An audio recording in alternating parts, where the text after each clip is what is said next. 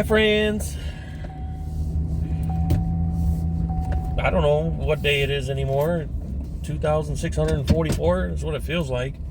Seems like we just can't get out ahead of this frickin' move for the life of us.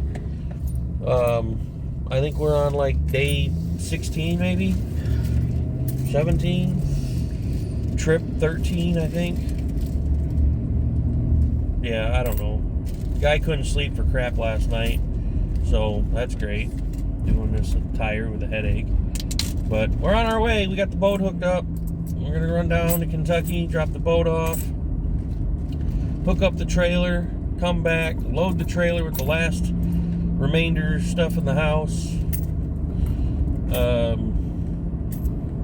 and then take all that stuff down and drop it, I think, and then come back for the dogs, leave my truck at my buddy's house.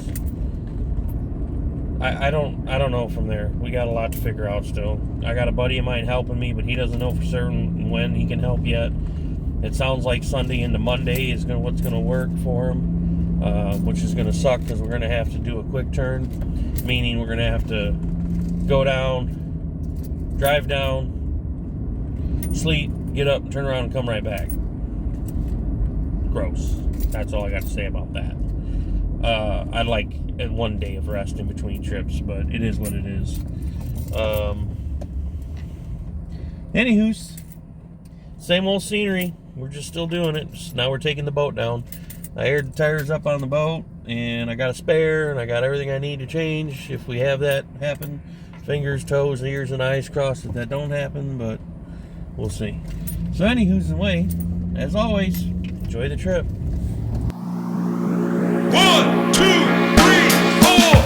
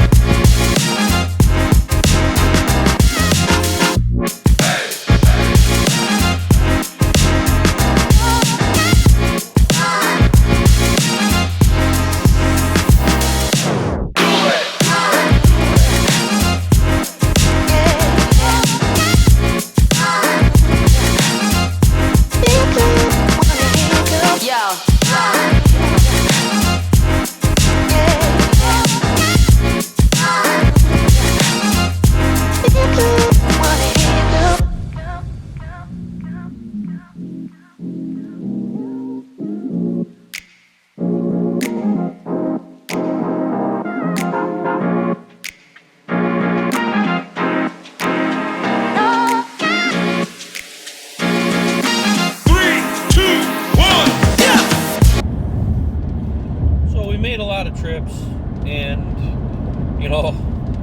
of course Kelly pointed out that we've already, three separate trips with just toys, and yeah, that's true. I've worked really hard for everything I have, and I'm a hustler, so yeah, I could probably have sold the stuff and then bought new down there, but I've done a lot of work to them. I know them. I know what's been done to them.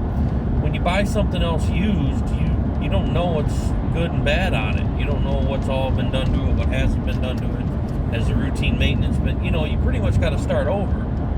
And I really didn't want to do that. I could have sold the race quads and bought new race quads, but it's a headache, right? And I still want to race.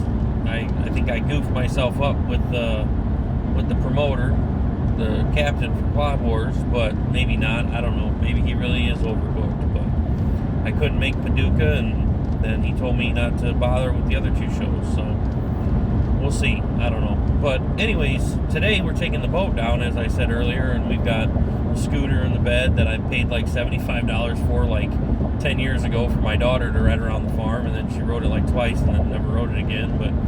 And then we've got a little Suzuki LT50 that I traded a Volkswagen Beetle for, that I've been slowly restoring. As you guys would, if you watched the previous day's video to this one, you'll have seen that I just rebuilt the motor. But anyways, today we're taking the boat, and there's a story behind the boat too, and it's kind of sentimental. It's nothing special. It's a 1956 Beach Bunny. It's It's 14-foot aluminum V-bottom fishing boat. Nothing crazy. It's got a 1960, I think, Evinrude 9.5 horsepower motor on it. Newer Minn Kota trolling motor. But the story behind the boat, it's been... So, my best friend, Hans, we go way back like Cadillac seats. We've been friends for probably 25 years or so. And the boat has been in his family since brand new. And his dad bought a new boat, gave Hans the Beach Bunny. His dad's dad, so his great-great-grandpa bought the boat originally. And then gave it to his grandpa, and then gave it to Hans' dad, and then Hans' dad gave it to Hans. Well, then when Hans' dad bought a new boat, gave it to Hans, and Hans used it for, I don't know, 7-8 years or so, whatever. And then a friend of Hans's had a cancer scare and didn't think he was going to make it. So he had a really nice Lund V-bottom with a 50 horse on it. And he said, Hans, meet me. They went to a local watering hole every Monday for lunch and a beer. So he called him up and said, hey, Hans, meet me at our spot like normal. I got something I want to give you. So Hans shows up to the bar. They have their normal lunch and a beer, and then there's 2 Ziploc baggies Randy slid over to Hans. And one Ziploc baggie had the title for a trailer, and one Ziploc baggie had a title for that boat. So then Hans calls me up, excited, of course. We're best friends. We tell each other everything. Brad, you'll never believe this. Randy just gave me his boat. And I'm like, wow, really? That's cool. Awesome. So then he says, so that leads me to the next part of the phone call. Would you be interested in the Beach Bunny? He says, well, you know, I got family that probably will just take it and sell it, and I want it to stay in the family. I'm not a Bederka. I'm not technically blood family, but like I said, me and Hans have been best friends for 25 years. We've been through a lot together. I've been through a lot with his parents and his family. I've done a lot helping his family and him, and bought his son, Travis, his first dirt bike. But it just blew my mind that Hans would think, I know, I guess I keep saying we've been best friends for a long time, but it just blew my mind to think that Hans would just give me the boat. And I said, are you for real? He says, yeah, I'm serious. He says, you know, I kind of feel like if I give it to my one cousin, he'll just sell it. He's got some problems that he's dealing with in life. And, his other cousin, Nikki, she has no interest in it. And her dad, Hans' uncle, has a nice fishing boat that she'll probably end up with if she wanted it. So Hans is like, I really don't have anybody else to give it to, and I don't want to sell it. I want it to stay in the family. So yeah, it's yours if you want it. And I was like, wow, yeah, I'm pretty honored to say yes. And it's a cool old boat. And to be able to say that this boat has been in the Bederka family since brand new in 1955 or 56, and now it's still in the family, I think that's pretty awesome. And yeah, you know, it's probably a $700-800 boat with the motor on it and the trailer, right? It's nothing crazy, it's nothing fancy, nothing special. I could have sold it and made some money on it and then just bought another boat when I got down to Kentucky. But I told Hans that I would keep it in the family, and that's exactly what I'm going to do. I want to be a man of my word about this, and I want to continue to use the boat and be able to keep putting fish in the boat. And it's crazy to think that this boat's been around older, a lot longer than I have. It's probably been on more lakes and in more states than I've been alive in my 39 years.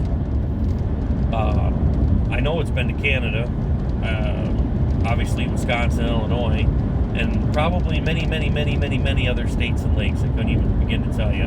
That's a conversation I'm going to have with Hans. But I don't know, just kind of the little story behind the boat there.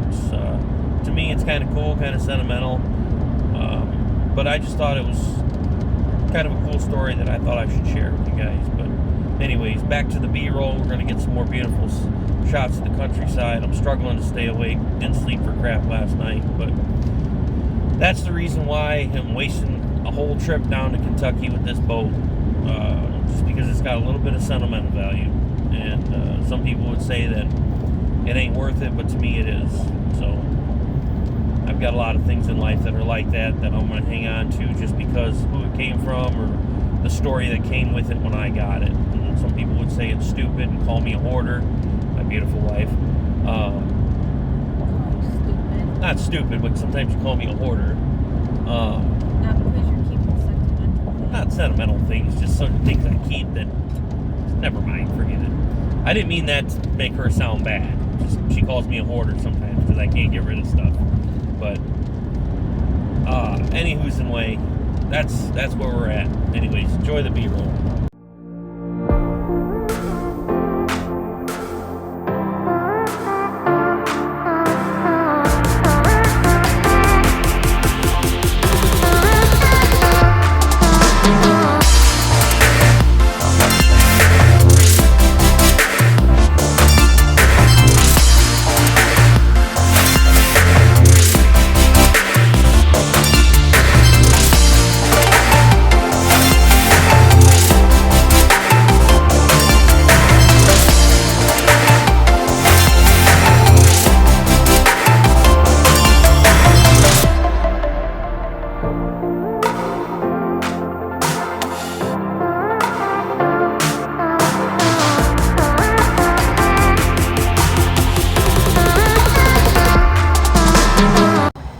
So we had to stop and get gas. We're in Crawfordsville, Indiana. And I have looked everywhere. The gas stations around our house in Roscoe, the gas stations around our house in Kentucky, and I've not been able to find these anywhere. And we stopped at some little hole-in-the-wall gas station in Crawfordsville, Indiana, and I found them finally. I'm so excited about this. So, first taste test. My first sip was good. It tasted just like Welch's grape juice, or like grape soda. The wife said it's grape soda too. But there's an aftertaste, and I'm guessing it's because it's all natural. There's no sugar and stuff. I don't know. It's good on the taste buds at first. It's good on the throat, not on the taste buds. Yeah. That's what she said. It's good on the throat. Giggity. I don't know. It's the Ghost Welch's grape juice.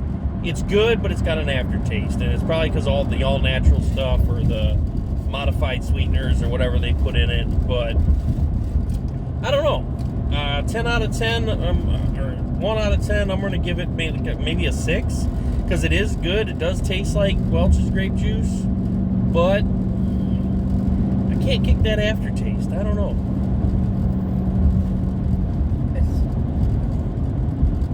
It's good to the throat. That's it. The aftertaste kills it for me. It's good on the tongue, but the aftertaste is just, I don't know. I'm not digging it. The hype isn't what it's all it's cracked up to be, at least for me anyways.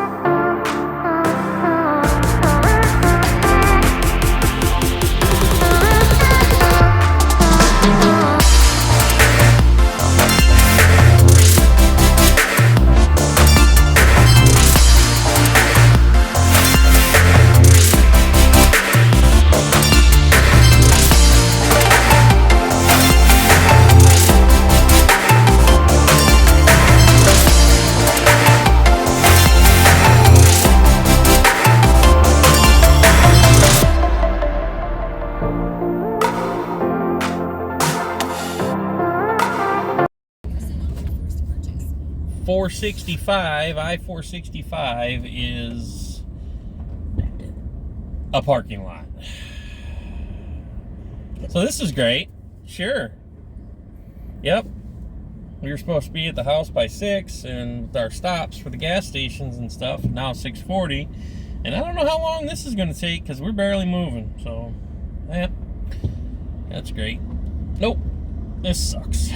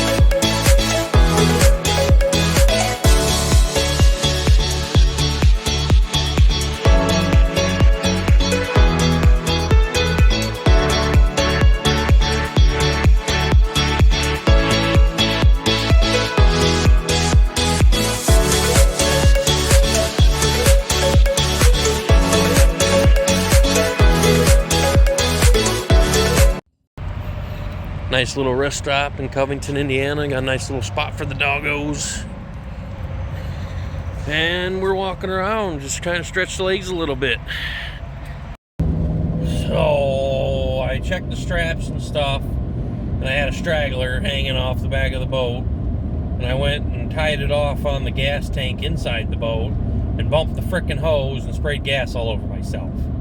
So now I smell like gas. I changed shirts. I know it don't look like it, but black tank tops is what I live in. So I changed tank tops, so I still got it on my hands and arms after scrubbing it. It still smelled like it. So now I get to smell gas the entire rest of the way. Great. 3 hours of sniffing fumes. Anywho's and way, nice little rest stop there. Little spot for the doggos. But anyways, we're back in it, on it, whatever. We're 70 miles till we hit Louisville, Louisville, whatever. However you want to say it.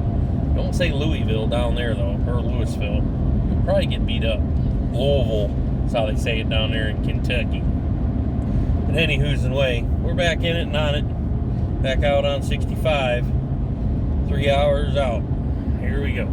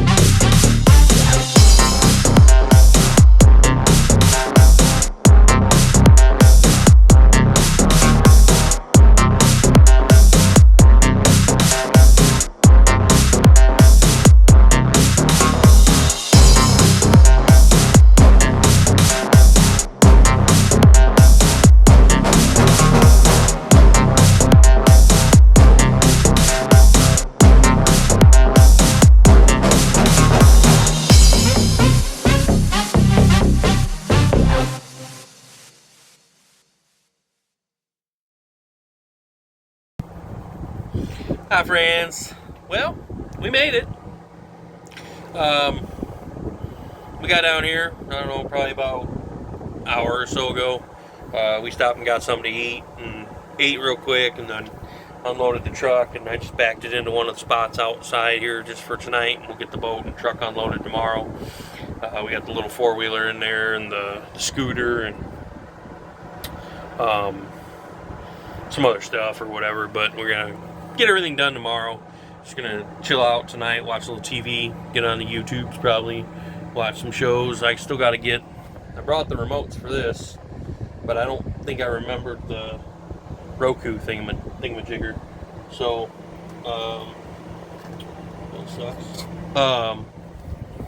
Can't watch that yet, but I'm good with my phone. I got the Z Fold 4, so, or 5, or whatever one it is. I got one of the Z Folds, and I'm good with that little 8 or 10 inch screen, whatever it is, for watching stuff for now. We do have the 50 inch, 55 inch in the bedroom hooked up and working, but it's just cramped in there, and I'm still not used to this tiny home living stuff. So once I get this one running, then I'll be in good shape. But until then, it is what it is. I'll just keep using my little phone. But any Houston way, don't forget where. We made it. We're here. It was a long trip today. Just frustrated. Just things weren't going. I don't know. What do you expect, right? I mean, it's a long drive. There's no way to cut it. It is what it is. But anyways, we're gonna get the boat unloaded tomorrow, get it parked in its permanent home for now, until I'm permanently down here. But we did get some things figured out. So Hans is gonna come down this weekend and give me a hand. Well, he's gonna meet us at the house Saturday night or Sunday morning, and he's gonna drive one of my vehicles down for me. And that's gonna be our last trip. So we're gonna leave Sunday morning to come back down here, and that'll be our last trip. Thank God it's over. Man, I need to shave. Beard's getting a little scruffy. Just, I don't know. I'm over it all already.